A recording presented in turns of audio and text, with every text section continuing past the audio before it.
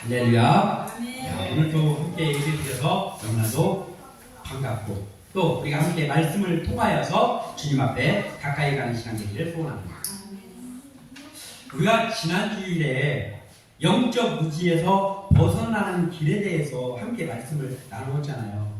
그때 우리가 나눈 게 뭐냐면 성경이 가르쳐주는 지혜와 명철이 무엇냐 하면 바로 하나님을 경외하는 것, 그리고 거룩한 신 하나님을 제대로 아는 것이라고 했습니다. 그래서 그 말씀이 잠언 9장 10절에 있었죠.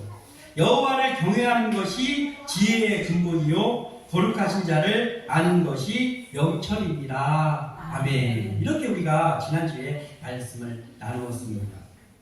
자, 그런데 우리가 입으로 나 여호와를 경외합니다라고 얼마든지 고백할 수 있죠. 그리고 또 내가 하나님을 압니다. 저 하나님 잘합니다. 라고 고백할 수는 있습니다. 그런데 입으로 막 고백해요. 그래서 믿음의 사람이라고 하지만 그런데 이것이 빠져서는 안 될 한 가지가 있는 게 뭐냐면은 이렇게 고백하는 이 말씀이 삶에서 적용이 되느냐 안 되느냐가 더 중요하단 말이에요. 그러니까 내가 하나님을 안다, 하나님을 경외한다고 하면서 그 모습이 말씀이 삶에서 적용이 되지 않으면 이거는 아무것도 아니죠. 그러니까 내가 하나님을 경외하는 사람이고 내가 하나님을 아는 사람이다, 믿음의 사람이다 라는 게 증명되는, 증거가 되는 순간은 뭐냐면 그게 삶 속에서 실천되어질 때, 적용되어질 때 알 수 있다는 거예요. 그래서 가끔 이런 경우가 있습니다. 내가 하나님을 믿는지 안 믿는지는 하나님밖에 몰라. 네가 뭔데 내가 믿음이 있냐 없냐를 논하냐라고 하는 사람들이 있습니다. 네, 맞는 말입니다. 그러나 꼭 맞는 말이 아니에요. 틀린 말입니다. 왜냐하면 삶을 보면 우리가 알 수 있거든요. 삶에서 나타나는 열매를 보면 알 수 있습니다.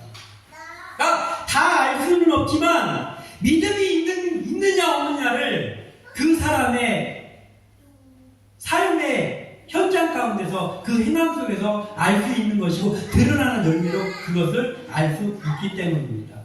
그러므로 잠언에 기록되어 있는 지혜는 이 땅에서 얻어지는 지혜가 아니라 위로부터 난 지혜인데 하나님께로부터 나오는 지혜이고 그리고 하나님께로부터 나오는 그 지혜를 가진 사람, 받은 사람은 그것이 삶의 현장 가운데서 삶으로 나타나게 된단 말이에요.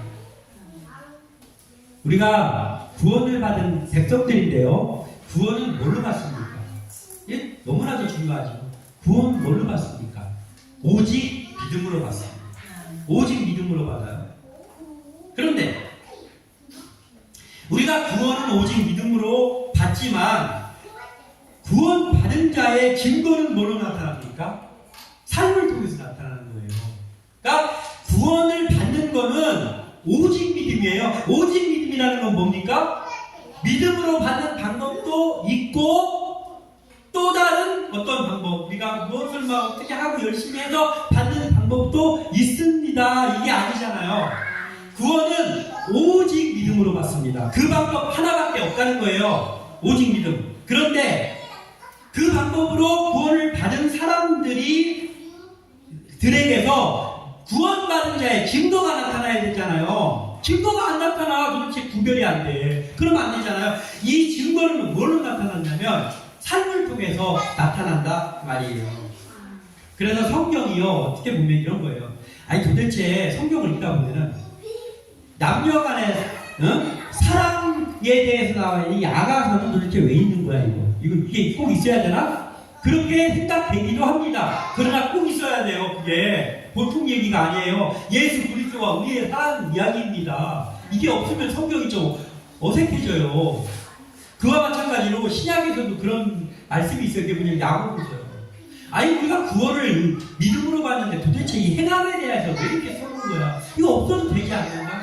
이거 없어도 큰일 납니다. 오늘의 이 본문의 야고보서는 너무나도 중요합니다. 왜냐하면은요, 야고보서가 없으면 믿음으로 구원받은 자의 증거가 뭔지를 알 수가 없어요, 도대체. 그래서 야고보서는 뭐라고 말씀하고 있습니까? 행함이 없는 믿음은 그 믿음 자체가 죽은 믿음이다 라고 진루하고 있습니다. 그러니까 뭐예요? 행함이 없는 믿음이 죽은 믿음이다. 죽은 믿음이라는 건 뭐예요? 믿음이 없다는 뜻입니다. 그러니까 삶의 행함으로 나타나지 않는 믿음은 그 믿음이 헛거라는 거예요. 매우 중요합니다.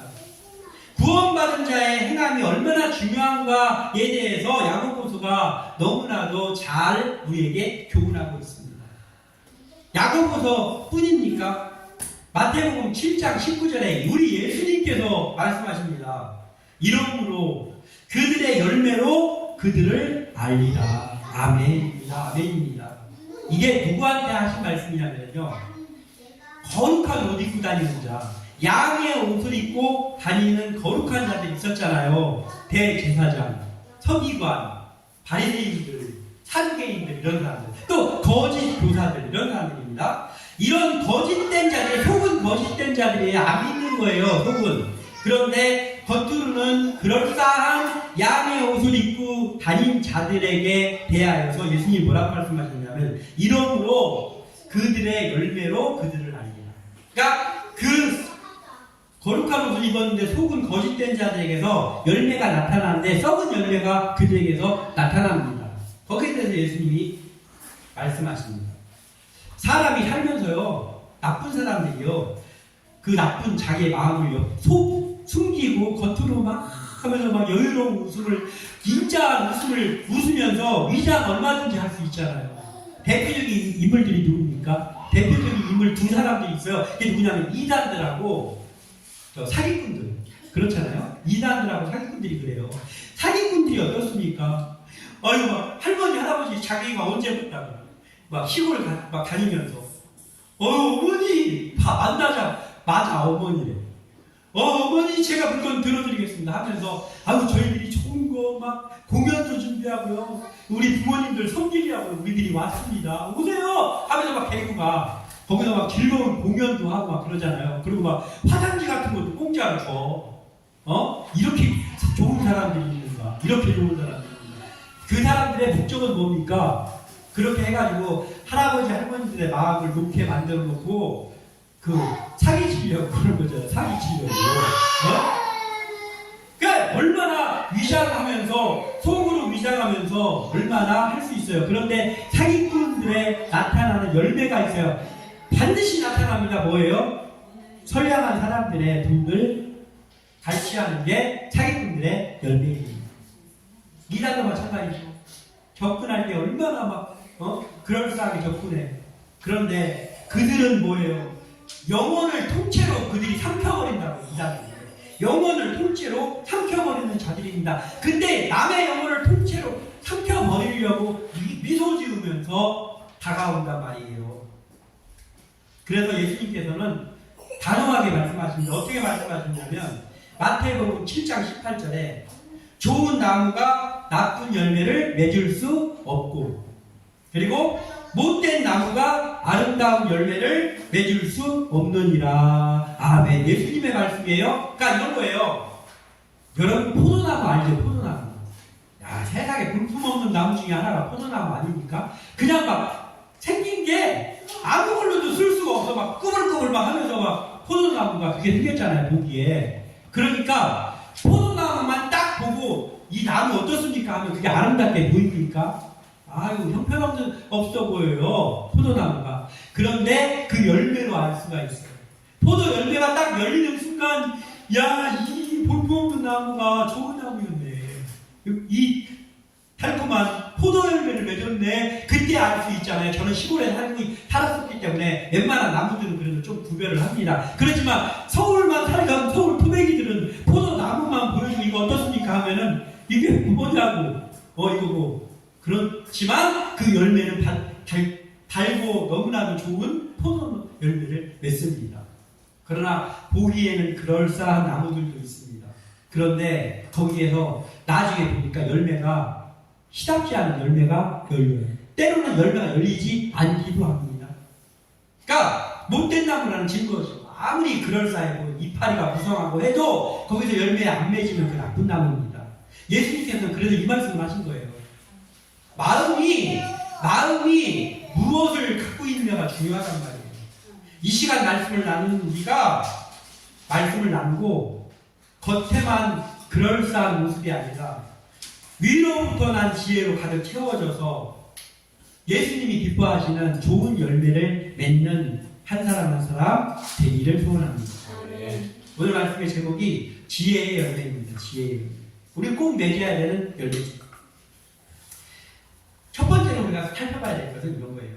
하나님으로 인한 지혜는 온유함으로 나타난다. 13절 읽어보겠습니다. 13절 시작. 너희 중에 지혜와 총명이 있는 자가 누구냐? 그는 선행으로 말미암아 지혜의 온유함으로 그 행함을 보일지니라. 아멘. 자, 여기서 뭐라고 말씀하고 있냐면요, 지혜와 총명이 있는 자가 누구냐 이렇게 말씀하십니다. 여기서 말씀하고 있는 너희 중에서 지혜와 총명이 있는 자가 누구야? 라고 하신 말씀은 오늘 본문에서 좀 올라가서 1절을 봐요. 본문의 3장인 1절에 내 형제들아 너희는 선생된 우리가 더 큰 심판을 받을 줄 알고 선생이 많이 되지 말라. 아멘. 이렇게 기록한 겁니다. 그러니까 뭐냐면요, 여기서 말하는 지혜와 총명이 있는 자는 누구냐면 선생된 우리를 말하는 거예요. 선생된 우리. 말하자면 이런 거예요. 목회자들, 직분자들, 응? 말씀을 가르치는 자들. 말하자면 선생이다라고 칭해지는 그 사람들을 이야기하는 거예요. 지혜와 총명이 있는 자들입니다.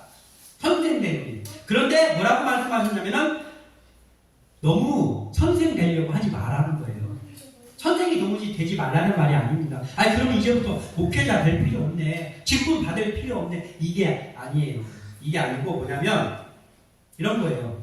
선생된 자가 꼭 선생만 말하는 게 아니고 우리가 은사가 있는 사람이 있잖아요. 은사가 있죠. 재능이 있는 사람이 있습니다. 재능이 있는. 자, 그러면 은사는 어떻게 받는 겁니까? 은사. 내가 10년 공들여가지고 막 뭐 노력하고 막 공부하고 그래서 은사 받습니까? 아니잖아요. 은사는 누가 주시는 거예요? 위에서 주는 거예요. 하나님이 주시는 거예요. 은사는 방언의 은사, 통역의 은사, 예언의 은사, 이런 것들 누가 주냐면 하나님이 주시는 거예요. 은사는 내가 노력해갖고 받는 게 아니라고. 재능은 어떻습니까? 재능, 달란트도 마찬가지예요. 그러니까 요즘은 뭐예요? 재능 하나도 없는데 미술학원 다녀가지고 자기 아들을 화가 만들고 싶어가지고 재능이 없는데 미술학원 다니게 해가지고 미대 갈 수도 있습니다. 그런데 문제는 뭐냐? 재능이 없어. 특히 예술 분야는 그렇죠. 재능이 있어야 돼. 재능, 타고난 재능. 근데 그걸 누가 주냐? 타고난 재능은 뭐예요? 태어났는데 벌써 받은 거라는 거잖아요. 그럼 누가 준 겁니까? 하나님이 주시는 거예요. 이 재능은 하나님이 주시는 거라고. 후천적인 게 아니에요. 그러면 하나님이 도대체 은사를 왜 주실까? 하나님께서 타고난 재능을, 달란트를 왜 주실까? 그게 있잖아요. 그걸 받은 사람이라면 나에게서 은사가 발견됐어. 나에게서 재능이 발견됐어. 알게 됐어. 그러면 그 사람은 가져야 될 한 가지 마음이 있습니다. 반드시 이 마음을 가져야 돼요. 그게 뭐냐면요, 거룩한 부담감이에요. 거룩한 부담감. 그러니까 내가 말이요, 이게 그림 그리는 솜씨가 보통이 아니에요. 이거 다 타고났어요. 하면서 자랑간지 늘어놓으면서 다니라고 주는 게 아니라고 하나님이. 거룩한 부담감을 가져야만 된다라는 말씀을 우리가 알 수 있는 말씀이 있어요. 그게 뭐냐면 달란트 비유를 보면은 이걸 알 수 있어요. 달란트 비유에 보면은요, 주인이 떠나면서 그 은사의 재능에 따라서 어떤 한 사람에게 5달란트, 한 사람에게는 2달란트, 한 사람에게는 1달란트를 주고 떠났습니다.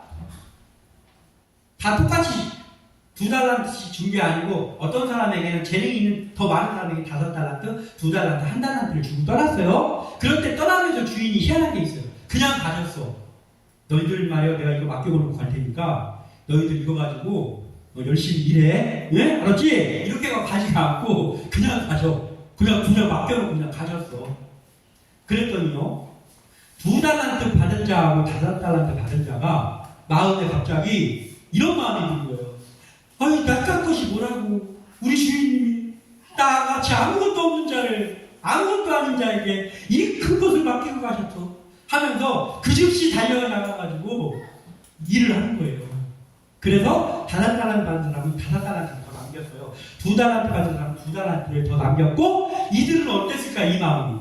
아, 나 우리 주인 빨리 돌아왔으면 좋겠다. 내가 이거 열심히 일한 거 가지고 우리 주인님을 기쁘시게 해야지. 아무것도 아닌 나에게 맡겨주신 이 주인님을 기쁘시게 해드리고 싶다. 그러면서 그거 갖고 얼마나 설렜을까, 그달이. 그게 거룩한 부담감이에요, 그게. 그런 마음이 거룩한 부담감이에요. 근데 한 달란트 받은 사람은 어떻게 했어요?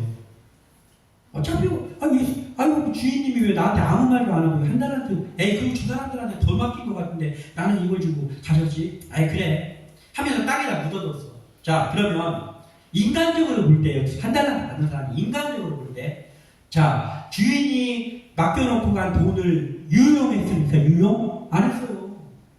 그냥 땅에다가 잘 모셔놨어. 모셔놨어. 탕진했습니까? 아니요. 탕진 안 했어요. 정직하게 딱 모셔놨어요.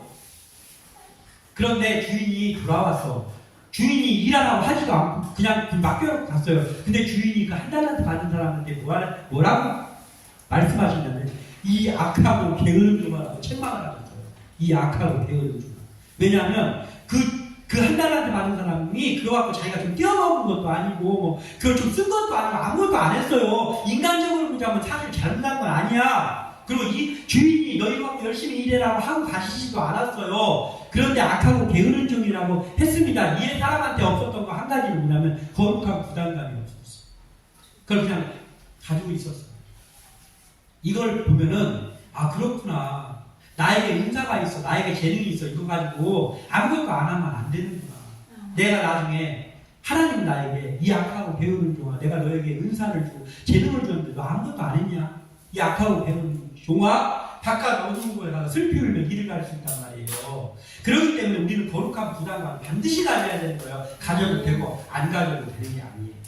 그래서 나에게 작은 거라도 재능이 있고 은사가 있으니까 그거 갖고 자랑단지 늘어놓으면서 돌아다니는 것이 아니고요. 그거 가지고 주의 일을 열심히 하셔야 됩니다.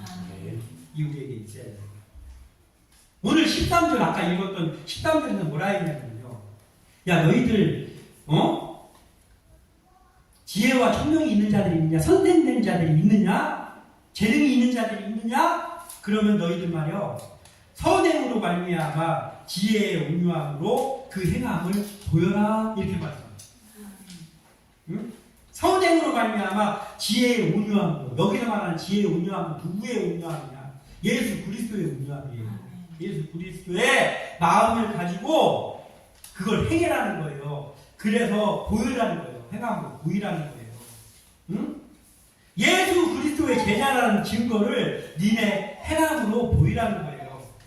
예수님께서 마태복음 11장 29절에 뭐라고 말씀하셨냐면 예수님이 자신을 표현할 때 이렇게 표현하셨어요. 나는 마음이 온유하고 겸손하니 나의 멍에를 메고 내게 배워라. 그리하면 너희 마음이 힘을 얻으리니. 이렇게 말씀하셨어요. 이게 뭐예요? 예수님은 온유하고 겸손하신 분이에요. 그래서 그걸 배우라는 거예요. 그리고 예수님이 가셨던 길을 너희들도 가라는 거예요. 우리에게도 명령하신 거거든요. 그러면 그렇게 하면 어떻게 된다 했냐면 너희 마음이 힘을 얻으리니 이렇게 했어요. 아니 말이요. 아니 예수님이 힘든 길 사셨잖아요. 힘든 삶 사셨잖아요. 근데 내가 예수님을 배우고 예수님의 멍에를 쫓아서 일하면 내가 힘들지요. 무슨 힘을 얻습니까? 여기서 말하는 힘을 왜 얻는다는 뜻이냐면요. 그렇게 예수님의 길을 가면은요. 예수님께서는 평안을 우리에게 주신다고 했거든요. 평안을.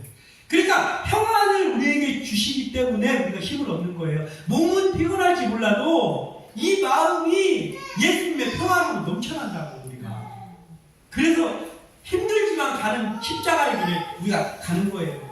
그러니까 지혜와 총명이 있는 자, 은사와 재능 있는 자들은 예수님의 이 온유함을 가지고 우리가 예수님을 배우고 그리고 가야 된다는 거예요. 그게 위로부터 지혜를 얻은 자들에게 나타나는 행함의 그 증거란 말이에요. 증거. 그런데 지혜가 천명이다, 재능이 있다, 은사가 있다고 하면서 이게 안 나타나요. 이게 안 나타나. 우리의 삶 속에서 안 나타나. 그러면 이것은 위로부터 온 지혜가 아닙니다. 아무쪼록요, 우리의 삶 속에서 우리가 어디에서 무슨 일을 하든지 우리 속에서 예수님의 온유함의 모습이 나타나기를 소원합니다. 그리고 그걸 가지고 우리가 열심히 일하면서 선한 영향력을 끼치는 주의 일꾼들이 되시기를 소원합니다. 이게 바로 하나님으로 인한 지혜의 온유함으로 나타나는 거예요.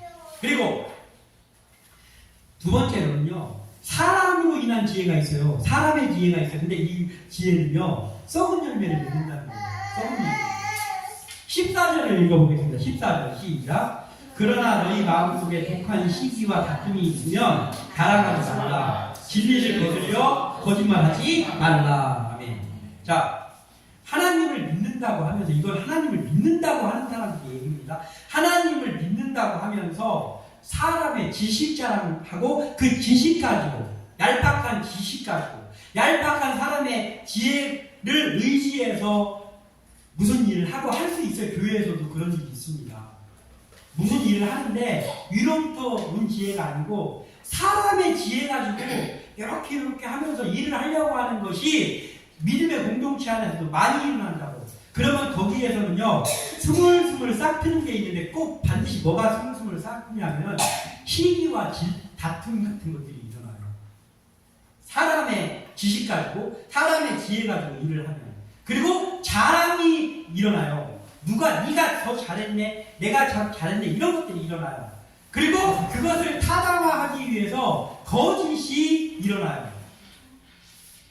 그리고 심지어는요, 이렇게 하는 거, 이렇게 요령 피우고 하면서 무엇을 하는 거를, 그거를 삶의 지혜라고 표현하기도 합니다.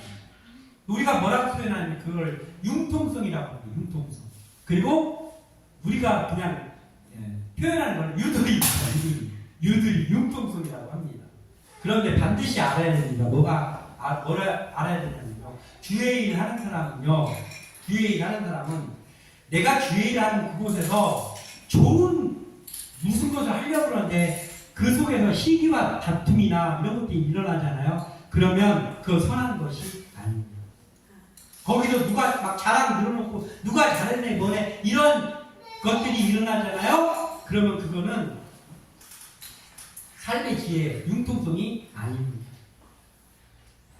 자, 한 가지가 질문하겠습니다. 교회에서 어떤 좋은 프로그램이나 어떤 시스템이나 이런 것들 있잖아요. 그런 것들이 필요합니까? 답은 필요합니다. 아니, 그냥 필요한 게 아니고요, 엄청 필요합니다. 프로그램과 시스템 같은 거요, 엄청 필요합니다. 이런 것들을 잘 도입해서 선하게 사용하면요, 교회가 부흥하는데 대단히 중요한 자산입니다. 프로그램과 시스템. 근데 문제가 있어요. 근데 문제는 뭐냐면요, 교회의 본질이 뭐예요? 이곳에서 예배가 이루어져야 돼요. 하나님의 영광이 드러나야 돼요. 그럴 때 좋기는 해요, 시스템과 프로그램이. 근데 시스템과 프로그램이 예배를 넘어서는 경우가 있단 말이에요. 여기서부터 문제가 발생합니다. 시스템과 프로그램이 예배를 삼켜버려요. 그러면 이 문제가 발생합니다. 이게 뭐냐면요, 하나님은 초라한 예배라도 우리의 마음이 들어있는 예배를 기뻐하셔요.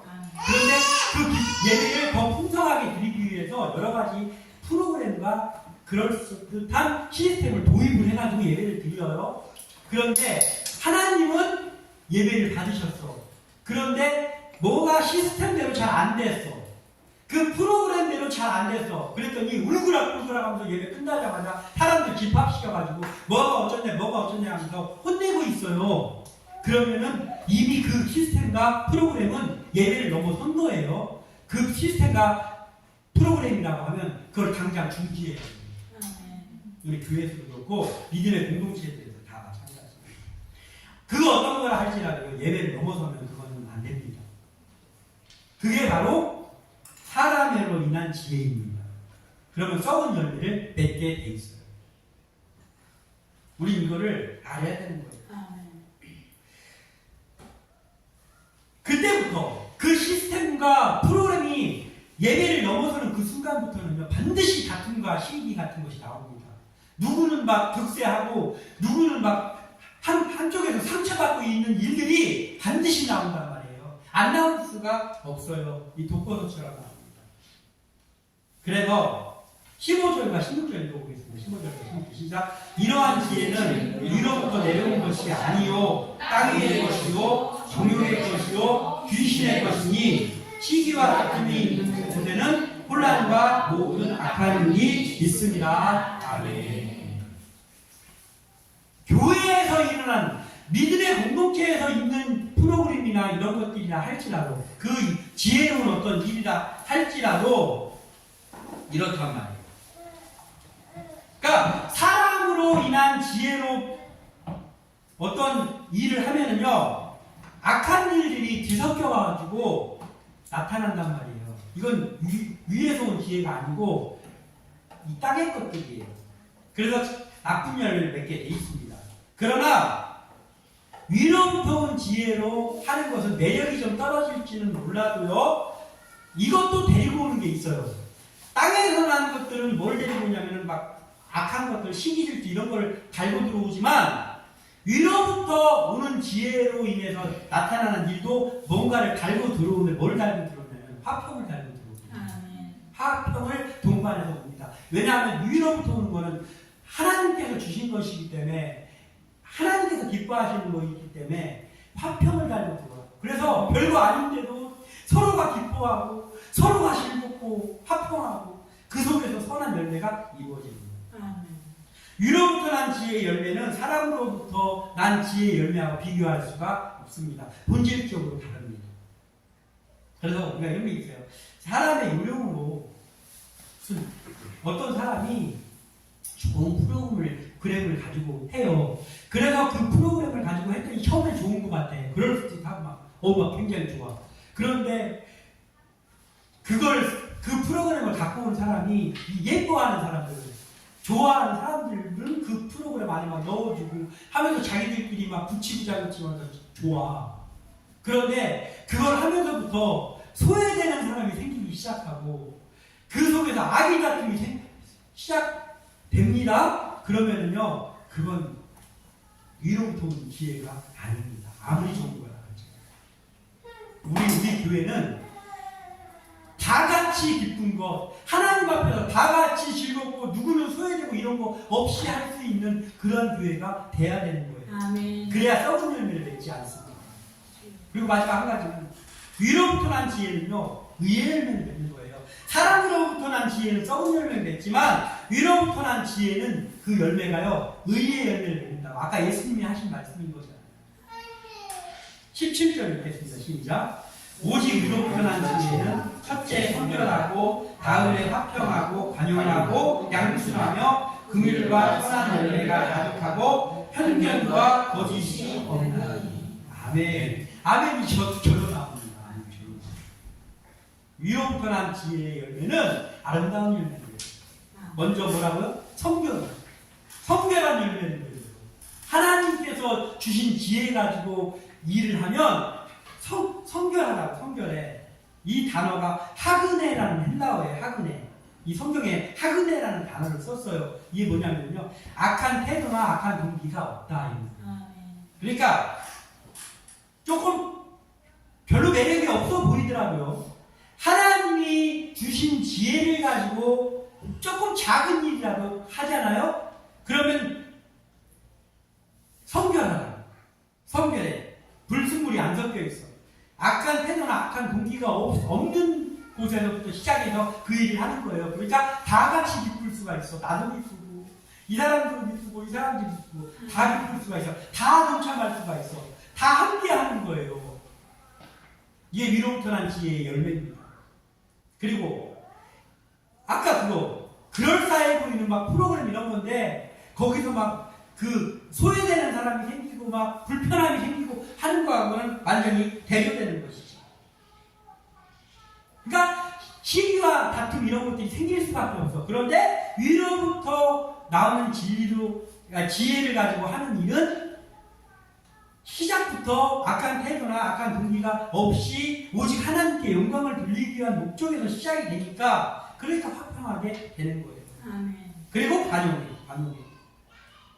에피에이키스라는 헬라어의 이것도 에피에이키스. 이게 뭐냐면은 단호하게 징계를 하거나 징벌을 할 수 있는 힘도 있고 그러한 명분도 있어. 그럼에도 불구하고 용서해 주는 거예요. 이런 관용을 말하는 거예요.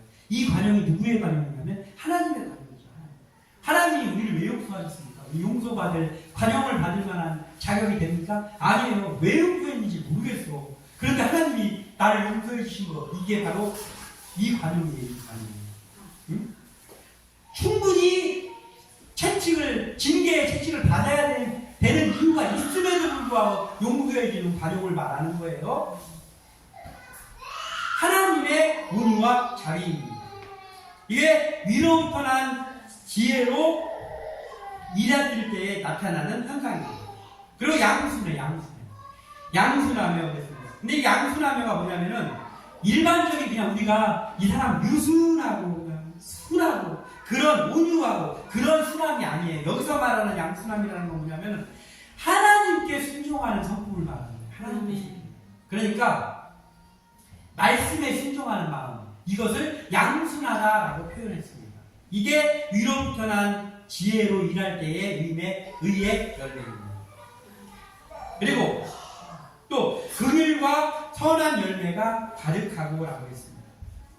긍휼과 선한 열매가 가득하고 있는데 긍휼은 예수님의 마음이잖아요. 하나님의 마음이잖아요. 하나님의 사랑, 예수님의 사랑을 긍휼이라고 하는데 긍휼과 선한 열매가 가득하고 이게 뭐냐면은 우리가 서로 기도해주고 누가 슬픈 일을 당했다든지 하면은 내가 당한 게 아닌데 우리가 서로 같이 기도해주잖아요. 중보기도해 주잖아요. 근데 그랬잖아요. 중보기도는 남을 위한 중보기도는요. 그 긍휼의 마음이 없으면요 안 나와요. 잘 안 나와. 하려고 하다가 까먹어. 내 기도하기 바빠가지고 까먹거든요. 그런데 내가 어느 날부터 자꾸 누가 어떤 일을 당했다는 소리를 들으면 나도 모르게 그 자리에서 그를 위해서 기도하고 있다라고 하면요 그게 바로 여기서 말하는 긍휼과 선한 열매가 가득하고를 내가 실천하고 있는 거예요. 그런데 저를 위해서 기도해 주세요 하는데 예 알겠습니다. 기도하겠습니다 하고 내가 하던 거 뭐 마저 하다 보니까 나중에 한참 지나고 봤더니 아 맞다 내가 아까 그 사람을 위해서 기도해 준다 했는데 깜빡 기도 안 했네. 그러면 지금 이거 뭔가 잘못된 거예요. 네 무슨 얘기를 들으면은 그 자리에서 기도해요. 그 자리에서 내가 하는 일을 멈추고 하나님 아버지 제가 지금 전화를 한 통화 받았는데 이 사람이 이런 일을 당했다고 합니다. 하나님 아버지 하면서 그 사람을 위해서 중보기도를 자꾸 나에게 중보기도가 나오잖아요. 그러면 그게 바로 여기서 말하는 긍휼과 선한 열매가 가득하고가 내 행함으로 나타나고 있다는 질문을 이야기를 들었을 때 중보기도 하십니까? 하시기 바랍니다. 해야 됩니다. 고기도 먹어본 놈이 먹는다는 것처럼 중보기도를 자꾸 해야지 그 중보기도의 마음이 자꾸 생기는 거예요. 하나님 그 마음 주시는 거거든요. 그리고 또 편견과 거짓이 없나니라고 했습니다. 사람으로 인한 지혜로 일을 하면 아까 뭐래 시기와 붙든 막 당짓고 차별하고 소외되고 이런 것들이 있다고 그랬잖아요. 그런데 위로부터 난 지혜로 일을 하면 애초부터 자기가 무슨 이익을 얻으려고 하고 이러한 불순한 그런 악한 태도 의도가 없었기 때문에 위선이 없어요. 그래서 공평함과 진실함이 가득해. 그래서 편견과 거짓이 없어요. 우리 다 함께 합시다. 주의 우리 사랑으로 우리 다 같이 함께 합시다. 이러면서 일을 하는 거예요. 그러니까 여기서 맺혀지는 열매가 선한 열매가 맺혀져요. 화평으로 심는 의의 열매가 여기서 맺혀진단 말이에요. 그게 18절에 나와 있잖아요. 18절 시작. 화평하게 하는 자들은 화평으로 심어 의의 열매를 거둔다. 아멘. 네? 해피엔딩으로 끝나는 거예요. 지혜의 열매를 맺는 시작은 뭐라고 했어요? 지혜의 열매를 맺는 시작은 아까 잠언의 말씀 있잖아요. 하나님을 경외하는 것. 그리고 거룩한 자를 아는 것. 거기서부터 시작되는 거예요. 거기서부터 시작돼가지고 오직 하나님의 영광을 위해서 그리고 사람의 영혼을 살리는 그것을 가지고 예배하고 좀 투박할지라도 프로그램이 좀 부족할지라도 그렇게 시작을 하고 그리고 누구도 소외받지 않게 같이 서로 하나가 돼서 그 일을 감당하면서 위로부터 오는 지혜를 가지고 이 일을 할 때 거기서 선한 열매가 맺혀진단 말이에요. 우리가 속해 있는 곳에서 그 열매가 맺혀지기를 소원합니다. 우리 교회에서 그 열매가 맺혀지기를 주님의 이름으로 소원하고 축원합니다. 기도합니다.